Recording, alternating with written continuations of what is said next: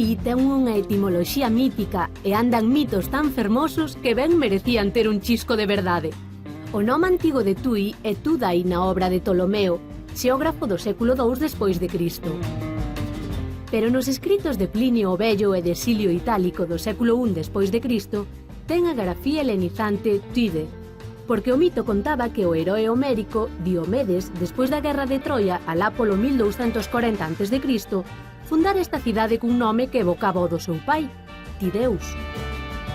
A aduanada chegou mesmo a xerar dous Tui, un, o maior, na beira portuguesa do Miño, e outro menor na beira galega. O caso é fabular.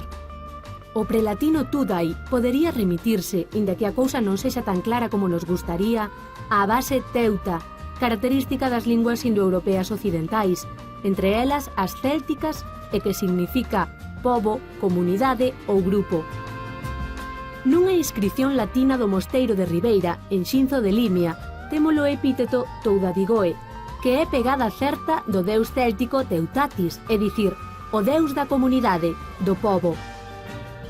Desta base teuta, temos un bo exemplo actual no xermánico teutones, que son os da comunidade, do pobo, sinónimo de alemáns.